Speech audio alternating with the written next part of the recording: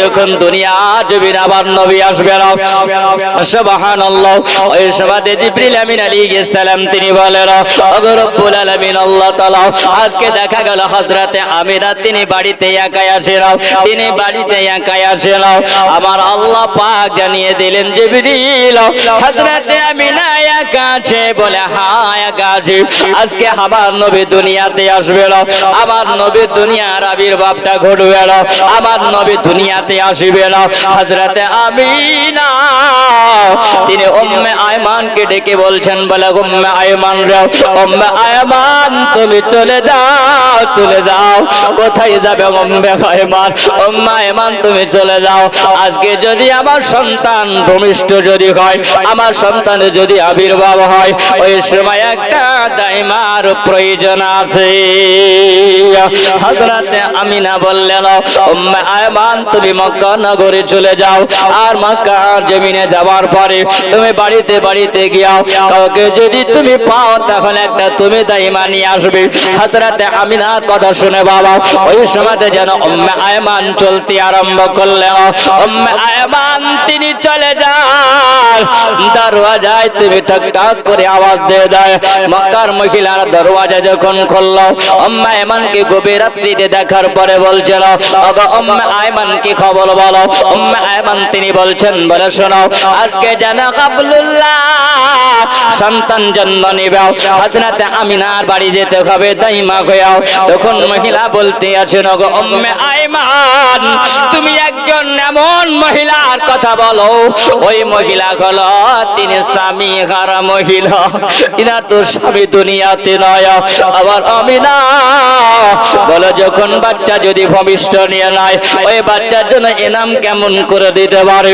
পুরস্কার কেমন করে দিতে পারে বলে আমিনার বাড়ির জন্য আমরা যাব না আল্লাহ তাআলা কি জিবরিল আমিন আলাইহিস সালাম বলে আল্লাহ হযরতে আমিনা বাড়িতে একা আছে আমার আল্লাহ তাআলা বলছেন জিবরিল জমিনের দিকে একবার নজর করো জমিনের দিকে একবার তাকিয়ে দেখো আজকে দেখো উম্মে আয়মান মক্কার গলি গলি ঘুরে বেড়ায় কিন্তু একজন মহিলা যেন আজকে আসে না দাইমা খাওয়ার জন্য এ মুসলমান আমার সোনা মানিকেরাও শুনে যাও গো মা খালা মন দিয়া ওগো মা জননী উম্মে আয়মান সারা রাত্রি ধরে ঘুরে বেড়ায় আবার আল্লাহ তাআলা বলে জিবরিল আমার নবীর জন্য আমি আল্লাহ তাআলা কোন দুনিয়ার মহিলাকে দাইমা করে বানাই না জোরে বলেন না সুবহানাল্লাহ জিবরিল আমিন আলাইহিস সালাম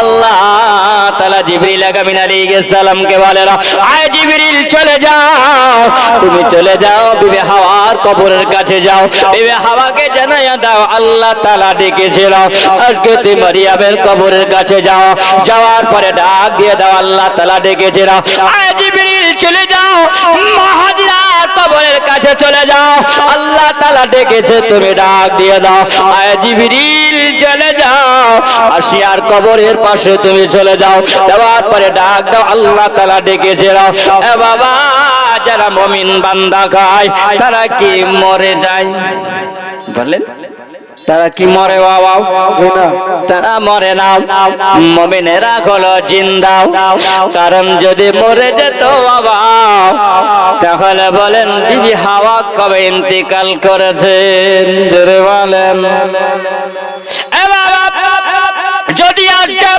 হাওয়া যদি ইন্তেকাল করেছেন যদি মাটির সঙ্গে মিশিয়ে যেতেন তাহলে বলেন আল্লাহ তাআলা ডাকছে নাও হাজির হতে পারত এ বাবা সোনা বাণী আমার আল্লাহ তাআলা জানাইয়া দিলেন জিবরিল যাও চলে যাও জিবরিল আলাইহিস সালাম যাওয়ার পরে যখন ডাক দিলেন চারজন মহিলা এসে আল্লাহ দরবারে হাজির হয়েছেন যদি বলেন না সুবহানাল্লাহ আর আল্লাহ তাআলা জানাইয়া দেন জান্নাতি মহিলারে তোমরা শুনে রাখো হে মুসলমান আপনি বলবেন বলে মুসলমান বলে মাওলানা হযরতে আসিয়া যিনি ছিলেন তিনি দেখলেন ফেরাউনের বিবি তাই না একজন কাফিরের তিনি বিবি জান্নাতি তিনি কেমন করে হলেন হে মুসলমান আপনি বুঝলেন সুবহানাল্লাহ আমার নবীর মহব্বতের কারণে জান্নাতি হবেন জোরে বলে আমার নবীর মহব্বতের জান্নাতি হয়।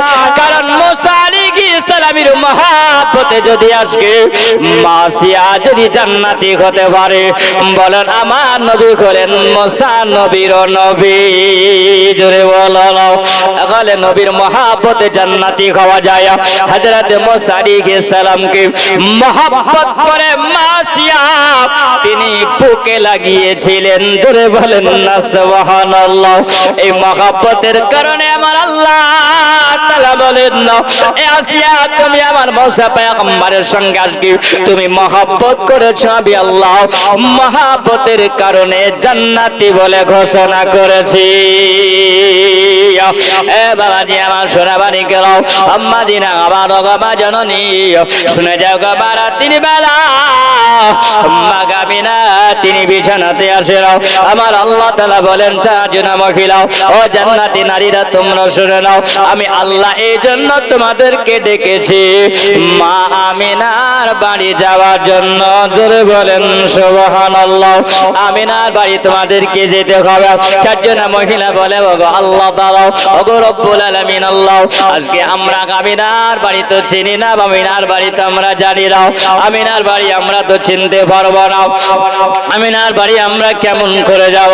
আমার আল্লাহ বলে জান্নাতি নারীরা তোমাদেরকে চেনার জন্য আমি আল্লাহ চিহ্ন দিয়েছি, জোরে বলুন না সুবহানাল্লাহ।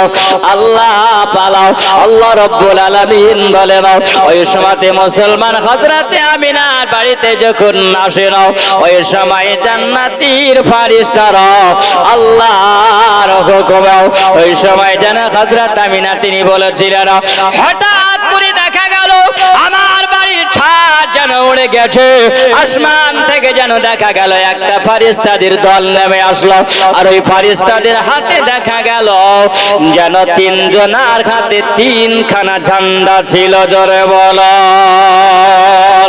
তিনখানা ঝান্ডা ছিল বাবা। আর ওই ঝান্ডাতে ঝান্ডা ধরে তারা ওই জায়গাতে আমিনার বাড়ি আসলো। আমিনা বলছেন আমি দেখতে পেলাম একখানা ঝান্ডা যেন গাড়া হলো, কোথায় গিনে দেওয়া হলো, কোন জায়গায় গিনে দেওয়া হলো? হযরত আমিনা তিনি বলেন ওয়ালা বানা আলা তাহারিল কাবা, জোরে বলেন না সুবহানাল্লাহ। একখানা ঝান্ডা যেন গিনে দেওয়া হলো, কোথায়? আল্লাহর কাবা ঘরের ছাদের উপর একখানা গিনে দেওয়া হলো। ওয়ালা বানা আলা বাইতুল মুকাদ্দাস, একটা ঝান্ডা যেন গিনে দেওয়া হলো বাইতুল মুকাদ্দাসের ছাদে। আলা মান আলা সাতহান্দারি, হযরত আমিনা তিনি বলেন তিন নাম্বার পতাকা খানা যেন আমার ছাদের উপরে গাড়া হয়েছিল, জোরে বলো। ওই জায়গায় যখন গিরে দেওয়া হলো, আল্লাহ তাআলা বলেন জান্নাতি নারীরা তোমরা শুনে রাখো, ওই যে পতাকা দেখা যায় ওই পতাকার নিশান ধরে তোমরা চলে যাবে, জোরে বলো। বাবা রবিউল আউয়াল মাসের 12 তারিখে আমরা ঝান্ডা উড়াই না ঝান্ডা উড়াই। এ বাবা আমাদের উপরে বেদাতের ফতোয়া আসে, আমাদের উপরে বেদাতের ফতোয়া চলে আসে, শিরকের ফতোয়া চলে আসে। আজকে যদি বেদাতের ফতোয়া যদি দিতে হয় তাহলে ফেরেশতাদের উপরে বেদাতের ফতোয়া আগে লাগাতে হবে, তাই না? বেদাতের ফতোয়া আগে ফেরেশতাদের উপরে লাগাতে হবে, তারপরে আমাদের উপরে ফতোয়া দিতে হবে, তাই না? সুবহানাল্লাহ। এই পতাকা লাগানো হলো সুন্নাতে, জোরে বলেন। কোন বাড়িতে যদি আপনি আজকে এই কেন্দ্র করে কোন পতাকা যদি লাগান, সুবহানাল্লাহ, তো ওই বাড়িতে রহমত নাজিল হয়, জোরে বলেন সুবহানাল্লাহ। রবিউল আউয়াল মাস এমন একটা মাস, বরকতময় মাস, বরকতময় মাস। রবিউল আউয়াল মাসের 12 তারিখে আমার নবী দুনিয়াতে এসেছেন। হযরতে আমিনা তিনি বলেন আমি দেখলাম ওই সময় গুনগুন করে আওয়াজ আরম্ভ হয়েছে, গুনগুন করে আওয়াজ হয়। তো গুনগুন করে কি আওয়াজ হয়? নবীর দুরূদ শরীফ পড়া হচ্ছেন, জোরে বলেন নবীর দুরূদ শরীফ পড়া করছেন বাবা। ওই সময় আল্লাহ পাক জান্নাতি মহিলাদেরকে বলছেন, এ জান্নাতি নারীরা তোমরা শোনো, আমিনার বাড়ি যাও। তবে হ্যাঁ, রাজি হয়ে গেল, যাবে। কিন্তু বাবা জিজ্ঞাসা করছেন আল্লাহ পাক, এ জান্নাতি নারীরা তোমরা শোনো, আমিনার বাড়িতে তোমরা যাবে। আমিনা যদি তোমাদেরকে জিজ্ঞাসা করে তাহলে তোমরা কি বলবে? তোমরা বলো, তোমরা কি বলবে? জান্নাতি নারীরা তারা বলছেন, আল্লাহ তাআলা, ওগো রব্বুল আলামিন, পরওয়ারদিগার, হযরতে আমিনা যদি আমাদেরকে জিজ্ঞাসা করে আমরা একা করে নিজের পরিচয় দিব। তোমরা কিসের পরিচয়টা দিবে বলো? বলছেন, গো আল্লাহ, আমিনা যদি আমাদেরকে জিজ্ঞাসা করে আমরা বলবো, চিনলে না গো আমিনা বেবে, চিনলি না গো আমাকে, আদম না হাবির বেবে আমি, হাওয়া না মাটি জগতে, চিনলে না গো আমিনা বেবে, চিনলি না গো আমাকে,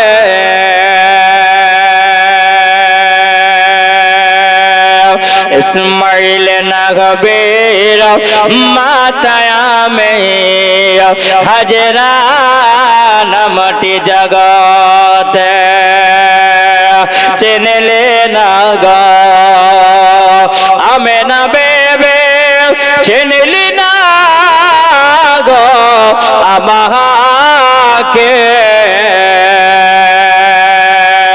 ফেরাউনের বেবে আমি, আসিয়া নামটি জগতে। চতুর্থ নম্বর মহিলা তিনি বলেন, চিনলে না গো আমিনা বেবে, চিনলি না গো আমাকে, ইসহাক নবীর মাতায়ামে, ইসহাক নবীর মাতায়ামে, মারিয়াম নামটি কোরআনে। আমার আল্লাহ তাআলা আল্লাহ পাক বলেন, জান্নাতি নারীরা তোরা যদি একা করে আমিনার কাছে যদি কেউ স্বামীর পরিচয় দাও, তোমরা যদি কেউ সন্তানের পরিচয় দাও, আমিনার মনে দুঃখ হবে, কষ্ট হবে। কারণ হাওয়া তুমি যখন তোমার স্বামীর পরিচয়টা দিবা, আমার আমিনা স্বামীর কথা মনে পড়লে আমিনার মনে দুঃখ আসবে, আমিনার মনে কষ্ট হবে। তোমরা যদি এই কথা যদি বলো, আমি আল্লাহ তাআলাতে খুশি হব না। কারণ আমার নবীর মা চোখ দিয়ে যদি পানি ঝরে যায়, আমার নবী কষ্ট পেয়ে যাবে। জোরে বলেন সুবহানাল্লাহ। আল্লাহ তাআলা আল্লাহ পাক বলেন, ওরে জান্নাতি নারীরা তোমরা যাবে, যাও, যাওয়ার পরে তোমরাও কবিরা যদি আমি না জিজ্ঞাসা করে তোমরা বলবে, ওগো আমি গো তোমার কাছে আমরা এসেছি, তোমার ছেলে দাইমা হয়ে, তোমার সন্তানের দাইমা হয়ে আমরা এসে যাও। ও জান্নাতি নারীরা তোমরা চলে যাও। জান্নাতি নারীরা চলে আসলো, আসার পরে যেন ওই জায়গাতেও হযরতে আমিনার কাছে এসে দাঁড়িয়ে গেল। উম্মে আয়মান এইদিকে ঘুরে যায়, উম্মে আয়মান সবার বাড়ি বাড়ি ঘুরে বেড়ায়। বাবা রাত্রি যখন হলো, ওই সময় জিবরিল আমিন আলাইহিস সালাম আসবে।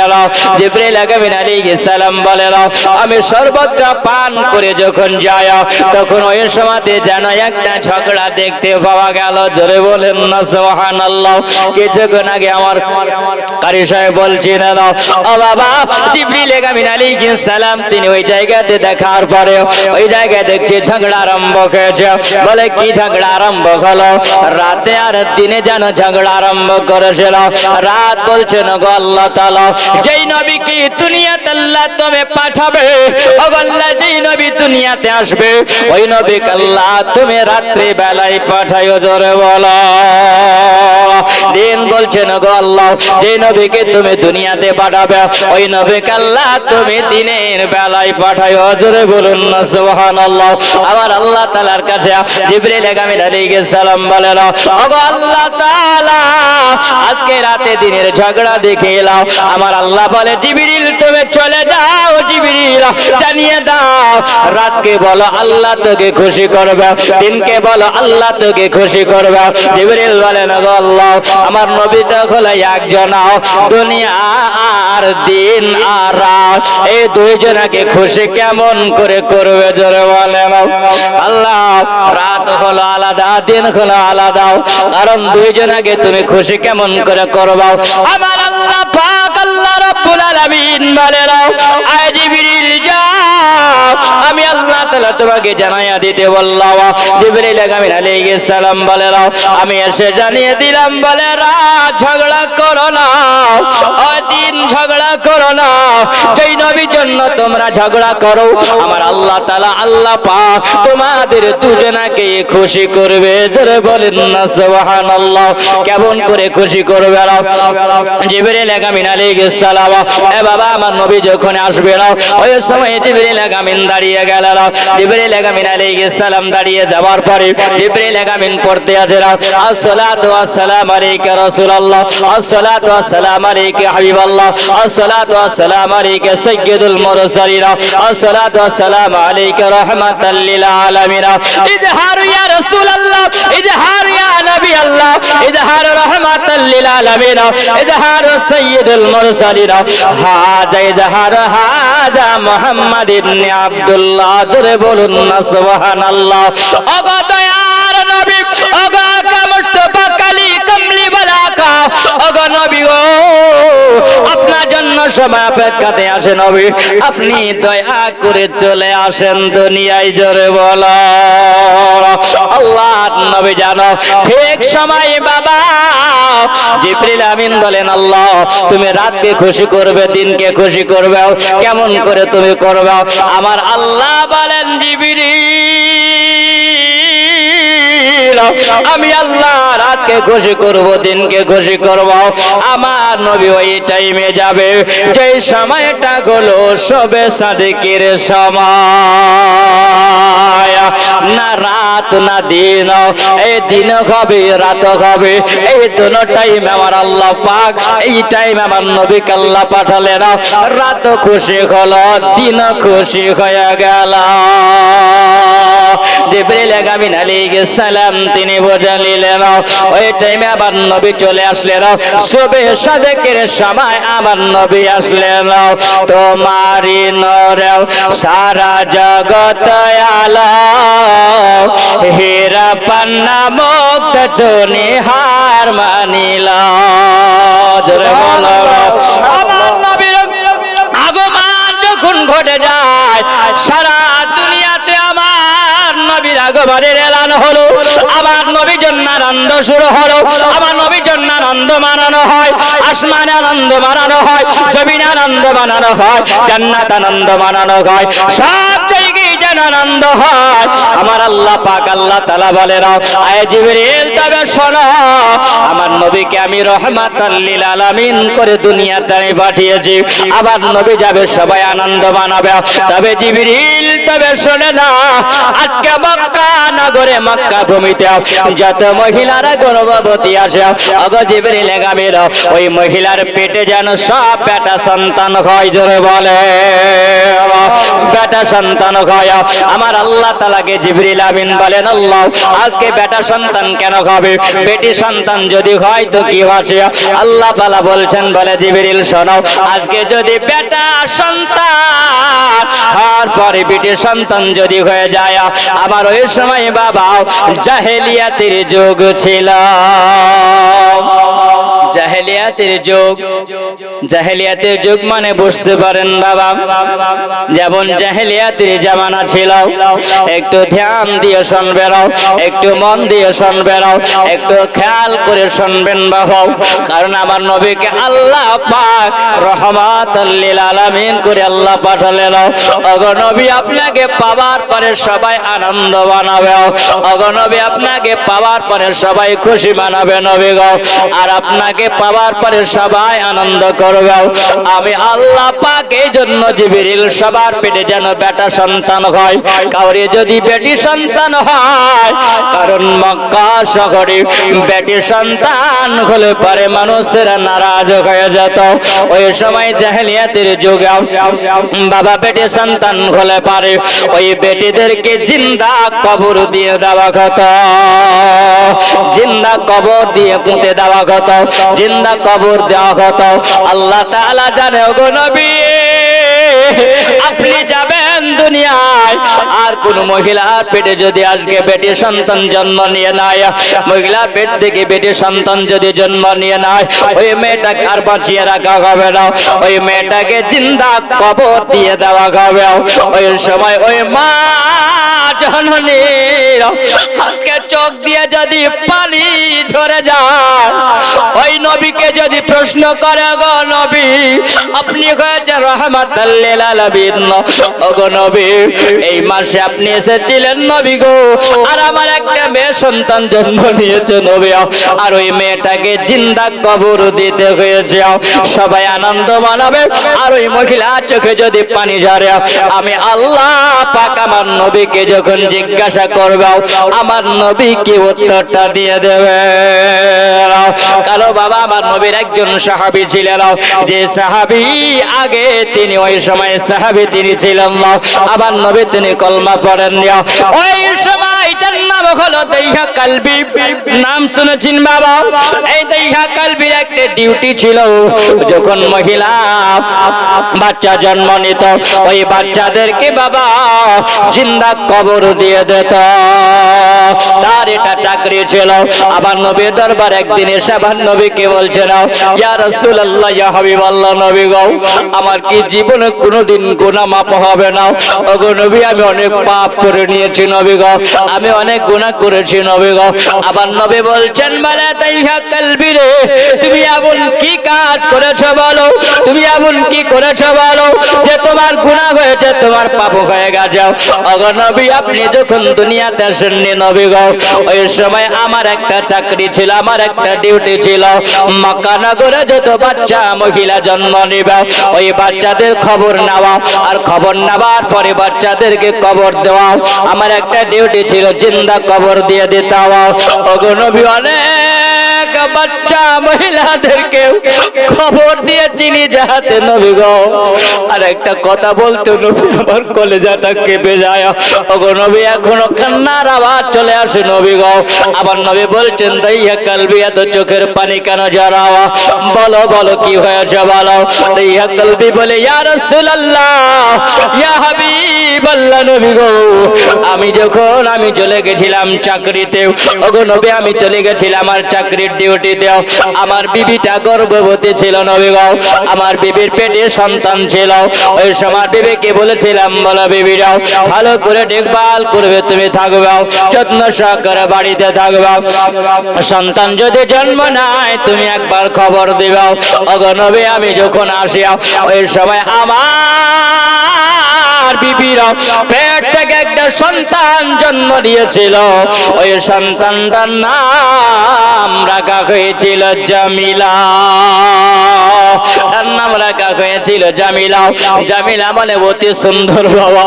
ওই মহিলা বাচ্চা জন্ম নিয়েছিল, বেটে সন্তান জন্ম দিয়েছিল। ওগো নবী, 7 থেকে 8 বছরের বাচ্চা।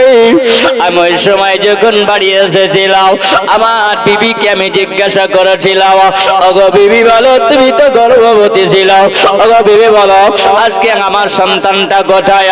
আমি ওই সময় যেন গোসল বানাইয়া নিলাম, আমি ওই সময় যেন দাও। আমি খাওয়া দাওয়া করলাম।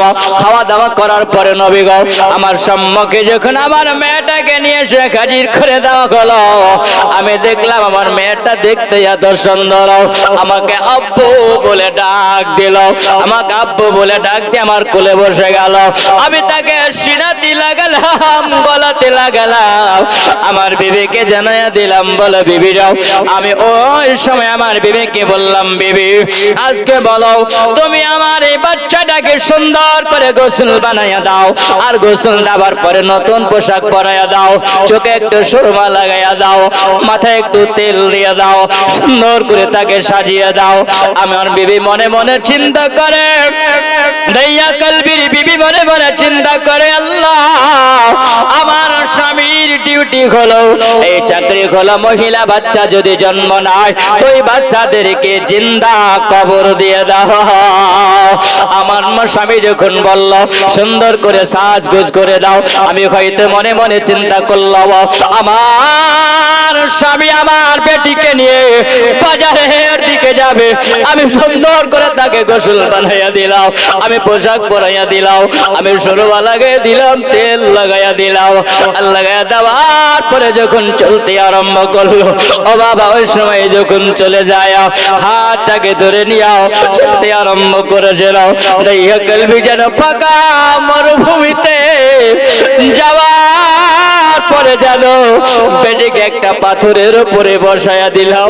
ওগো নবী আমি পাথরের উপরে বসায়া দিয়াও, আমাকে যেন নাফসে আম্বারায় আমাকে ধোঁকা দেয়, আমার নাফসে আম্বারা যেন ধোঁকা দিতে আসে না। ওরে দইয়া কলবি শোন, আজকে তুই বল বল অনেক বাচ্চা মহিলাদেরকে তুমি কবর দিয়েছ, ছোট ছোট বাচ্চাকে তুমি কবর দিয়েছ, আজকে বলো তোমার কোলে একটা বাচ্চা আছে, এই বাচ্চা মহিলা বাচ্চা এই সন্তানটাকে তুমি কি কবর দিবে নাও? আমাকে নাফসে আম্বারা যেন আমাকে ধোঁকা দেয়। এই নাফসে আম্বারা আছে বাবা নাভির নিচে, এই নাভির নিচে নাফসে আম্বারা আপনাকে বারবার ধোঁকা দিবে। এ বাবা শুনে বানিও, দইয়া কলবি বলি ইয়া রাসূলুল্লাহ ইয়া হাবিবাল্লাহ নবী গো আমাকে নাফসে আম্বারা যখন ধোঁকা দেয়, ওগো নবী আমি ওই সময় হাত দিয়ে যেন আমি বালুগুলোকে সরাতে আরম্ভ করেছি। আমি যখন বালিগুলোকে সরিয়ে নামার পরে অনেকটা গর্ত করে দিয়েছি নবী গো, ওই সময় যেন আমার মেয়েটা জামিলা আমার দিকে তাকিয়ে বলে, আব্বু আব্বু আপনি কেন এরকম ভাবে হাত দিয়ে কেন বালুগুলো সরিয়ে দেন গো নবী? ওগো আব্বু আপনি কেন বালুগুলো সরিয়ে দেন? আপনি কেন গর্ত করে দাও? আমার মেয়েটাকে আমি সরিয়ে দিলাম। আমি ওই সময় যেন আমার মেয়েটাকে সরিয়ে দেওয়ার পরে আবার বালুগুলোকে সরাতে আরম্ভ করেছি, আমি গর্ত করতে আরম্ভ করেছিলাম। আমার মেয়েটা আবার এসে যেন আব্বু বলে আমাকে ডাক দেয়। যখন আব্বু বলে আমাকে ডাক দিয়েছে নবী গো, আমি ওই সময় জানো আমার ওই ছোট বাচ্চাটার হাতের দুই ডানা ধরে জানো গর্তের মধ্যে আমি ফেলে দিয়েছি। নবী যেমনি ফেলে দেওয়া আমার মেয়েটা যেন আমাকে ডাক দেয়, বলে আব্বু আমি কি এমন অপরাধ করে দিলাম? বলে আব্বু আপনাকে কেন আপনি গর্তের মধ্যে নামিয়ে দিলেন? আব্বু আমি কি অপরাধ করে দিলাম আব্বু? আব্বু আপনি যদি আপনাকে যদি আব্বু বলে ডাকতে হও, ডাকা যদি আমার অপরাধ হয়ে যায়, আব্বু বলে ডাকতে যদি আপনার যদি অপরাধ হয়ে যায়, বলে আব্বু আপনি আমাকে কবরের থেকে উঠাইয়া দিলাম, আমাকে গর্ত থেকে উঠাইয়া দিলাম, আপনাকে আমি কোনোদিন আব্বু বলে ডাকবো না।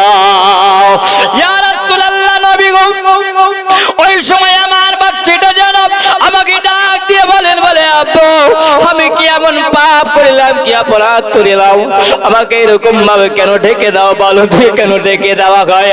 আমার বাচ্চা মহিলা আমার বাচ্চাটা যেন ডাক দিতে আসে, বলে আব্বু যদি আজকে আব্বু বলে বেয়াদবি হয় আপনাকে আব্বু বলে আমি ডাকবো না। বলে আব্বু যদি আপনার বাড়িতে থাকতে যদি অসুবিধা হয় আপনার বাড়িতে আমি থাকবো না, অন্য জায়গা দূরে চলে যাব, কিন্তু আপনি আমাকে কবর দিবেন না। এইরকম ভাবে চিন্তা কবর দিয়ে যাও। আব্বু আব্বু বলে ডাক দেয় আর বলছেন, বলে আব্বু তোমার কি দিলে মায়া হয় না? তোমাকে দিলে একটু কষ্ট হইলাও, তোমাকে একটু রকম হইলাও।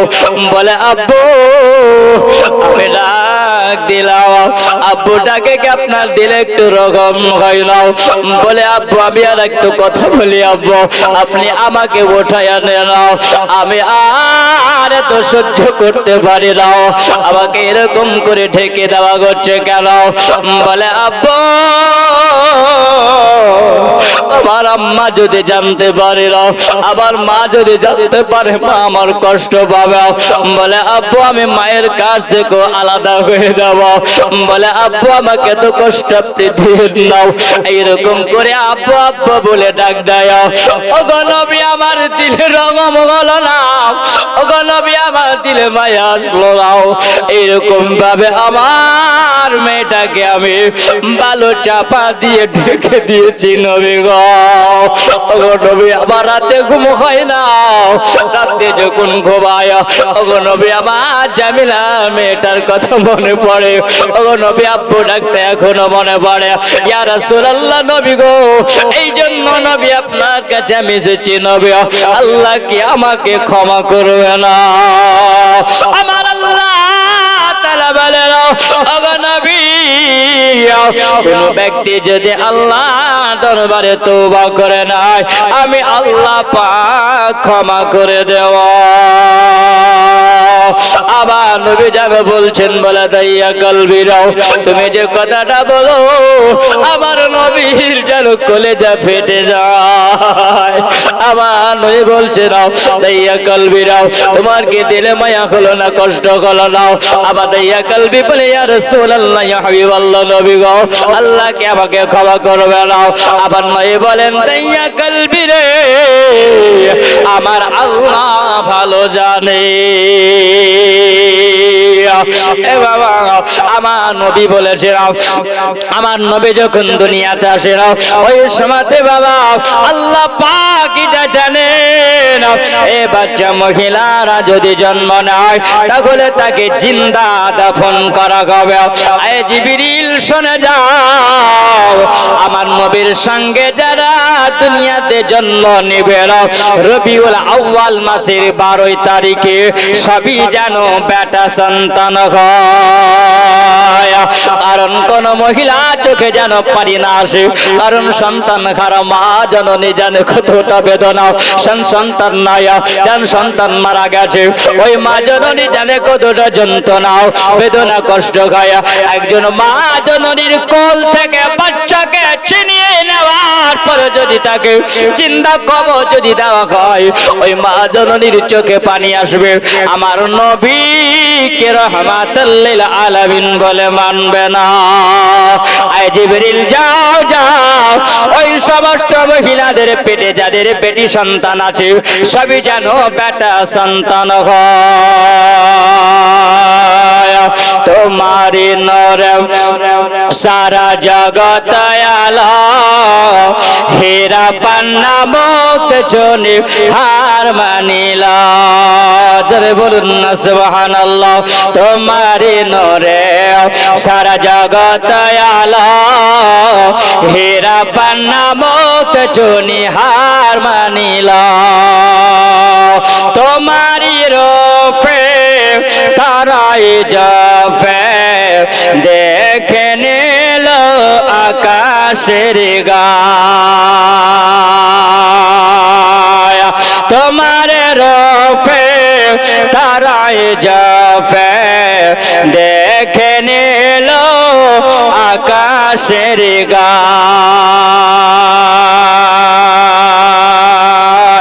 দেখে নিল আকাশের গায়। কোন কায়নাত কোন কায়দায় আপনাকে খোদা বানালো, হীরা পান্না মুক্ত চুনি হার মানিলা। হীরা পান্না মুক্ত চুনি হার মানিলা। হীরা পান্না মুক্ত চুনি হার মানিলা। পাসিনা তোমার পাসিনা তোমার মেশকে আম্বার খুশবু ছড়ায় জোরে বলেন না সুবহানাল্লাহ পাসিনা তোমার মেশকে আম্বার আমন খুশবু ছড়ায় হর ফরিশতা করিয়া সাজদা চোখ মে নীল নবীর পায় কোন কায়দায় খোদা কোন কায়দায় খোদা তোমায় বানালো হীরা পান্না মুক্ত চুনিহার মানিলা হীরা পান্না মুক্ত চুনিহার মানিলা আল্লাহর নবী সাল্লাল্লাহু তাআলা আলাইহি ওয়াসাল্লাম আমার নবীর আবির্ভাব যখন হলো বাবা ওই সময়তে জানা আম্মা আমিনা তিনি বলেন আমি যখন দেখলাম ওই জায়গাতে জানা আমিনাকে জিজ্ঞাসা করা হলো আমিনা বলো তোমার বেটা সন্তান না বেটি সন্তান বলো আমিনা বলছেন কদ যা খরা মিন্নি নূর জোরে বলো আমিনা বলেন আমার বেটা সন্তান না বেটি সন্তান এটা বলতে আমি পারবো না তবে শুনে রাখো জেনে রাখো আমি বলে দিলাম যেন আমার পেট থেকে একটা নূর বের হয়েছেন জোরে বলে কদ জাখারা মিন্নি নূর আমার পেট থেকে যেন একটা নূর যেন বের হয়েছে হযরতে আমিনা তিনি বললেন আমি দেখলাম যখন বাচ্চাটা ভূমিষ্ঠ হয়ে গেল হঠাৎ করে দেখি যেন অনেকগুলো বাচ্চা জন্ম নেওয়ার পরে বাচ্চা কান্না করে কিন্তু আমি দেখলাম ওই বাচ্চাটা জন্ম নেওয়ার পরে যেন সেজদা অবস্থায় ছিল জোরে বলে সেজদা অবস্থাতে তিনি ছিলেন ওই জায়গায় সেজদা অবস্থাতে যেন গুনগুন করে আবার শুনতে পাওয়া গেল তখন হযরত আমিনা তিনি বলেন না আমার নবী সেজদা অবস্থায় তিনি বলেছিলেন ইয়া রাব্বি হাবলি উম্মতি আল্লাহ তুমি আমার গুনাহগার উম্মতকে ক্ষমা করে দাও হঠাৎ করে আমিনা বলে আমার ছেলেটা যেন কোথায় যেন ওটো হয়ে গেল দেখতে যেন পাওয়া গেল না আবার কিছুক্ষণ পরে যেন চলে আসলো হযরত আমিনা তিনি কোলে উঠে নিলেন হযরত আমিনা বলেন আমি কোলে ওঠার আগে আমার আল্লাহ পাক রব্বুল আলামিন বলে জিবরিল আমিন আলাইহিস সালাম আয় জিবরিল তুমি একবার আমার নবীকে জিয়ারত করে নাও জোরে বলো জিবরিল আমিন বলে জিয়ারত করা হলো মিকাইল আলাইহিস সালাম জিয়ারত করে নাও মিকাইল আলাইহিস সালাম জিয়ারত করলেন ইসরাফিল আলাইহিস সালাম তিনি জিয়ারত করলেন ওই সময় ইসরাইল আলাইহিস সালাম তিনি জিয়ারত করলেন সমস্ত আসমানের ফেরেশতারা আমার নবীকে যেন জিয়ারত করা হলো এইদিকে আব্দুল মুত্তালিব যেন আল্লাহর কাবা ঘরে তিনি বসে বসে আল্লাহর ইবাদতে তিনি মগ্ন হয়ে আছেন এ বাবা শরমানে খেয়াল করে শুনে যাও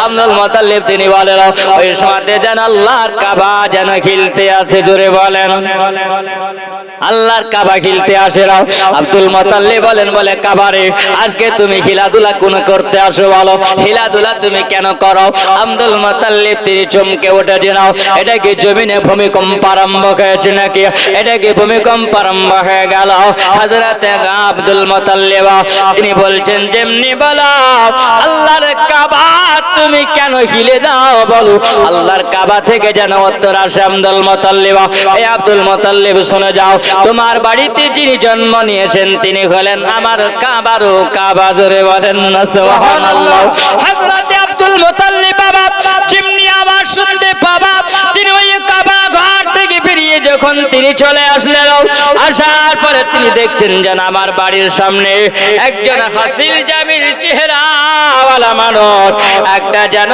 নাঙ্গা তলোয়ার নিয়ে তিনি দাঁড়িয়ে আছেন এত সুন্দর চেহারা এত সুন্দর রূপ দেখতে পাওয়া যায় আব্দুল মুত্তালিব বলছেন বাবা কে তুমি গো আমি তো তোমাকে চিনি না বলছেন আব্দুল মুত্তালিব তুমি দাঁড়িয়ে যাও আমাকে তুমি চিনতে পারবে না কারণ তুমি বাড়ির ভিতরে ঢুকবে না কারণ বাড়ির ভিতরে জন্য ঢোকা হবে না আমার নবীকে এখন ফারিস্তারা জিয়ারত করছে, জোরে বলেন না সুবহানাল্লাহ।